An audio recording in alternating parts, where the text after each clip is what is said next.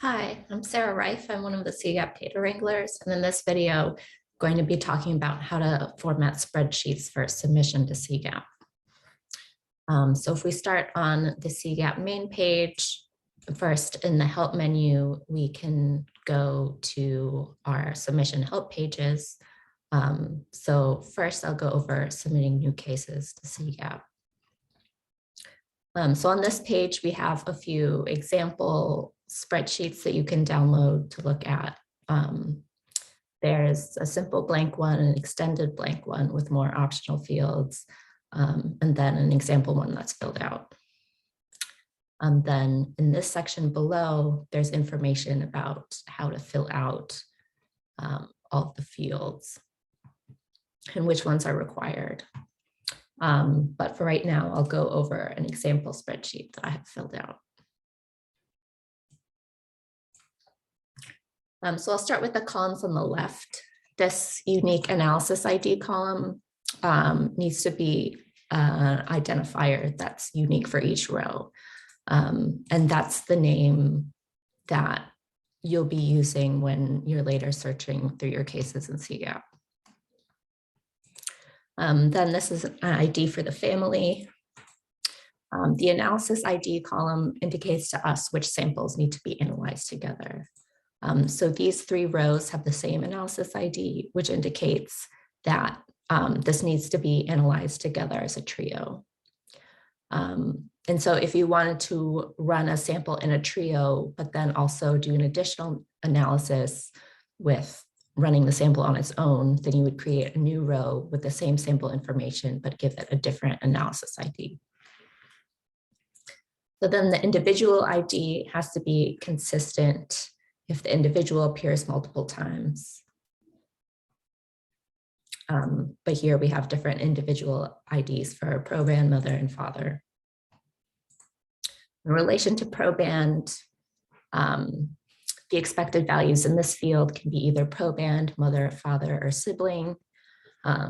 If you have samples that have more complex relationships than that, then you'll want to reach out to us at CGAP to talk to us about how that submission can be handled. So this is just a field for the type of the specimen. And then the specimen ID. So this also needs to be consistent if the sample is ever going to be analyzed multiple times. For sex, we can take female, male, or unknown. For report required, even if you don't need any reports, it's really easiest if you say yes for the proband and no for the other members of the analysis. Test requested can be WGS or WES for exome or genome sequencing.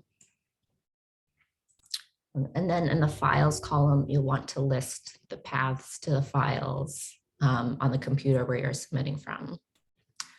And if there are more than one pairs of FASTQ files, then you'll want to list the pairs next to each other, as in read 1, comma, read 2, comma, then for the next pair, read 1, read 2, etc.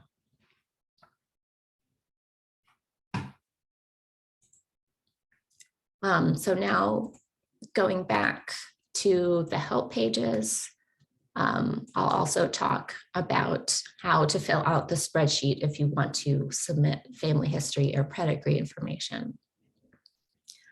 So again, we have links that you can click to download either a blank template or an example one that's filled out. And this section explains how to fill out all the columns. But to go over an example spreadsheet briefly, we have family ID and individual ID. And these two columns should be consistent from what you filled out when uploading your case and the accessioning information. Then sex can be female, male, or unknown, or F, M, or U. And then you can indicate the mother and father IDs. So if you have If you have members of the pedigree that for whom you don't want to include the mother and father, for instance, like grandparents, if you're not going to include the next generation, then you can leave these blank. But for the proband or anyone else whose mother and father in the pedigree, you'll want to include those IDs. If you'd like, you can associate HPO terms for phenotype information, and these can just be column delimited and formatted like this, HP colon, and then the numerical identifier. You can do the same thing with Mondo terms if you want to associate diseases with the individual too. And then for each family, you'll want to indicate one person as the proband.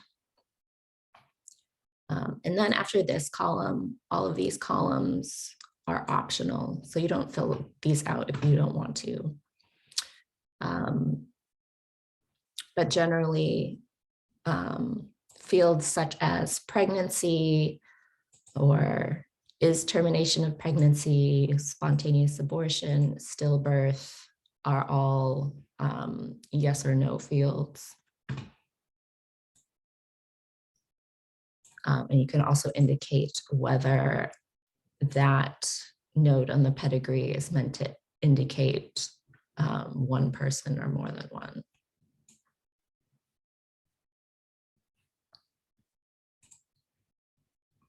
Okay, so that's the basics of how to fill out the spreadsheets for submission.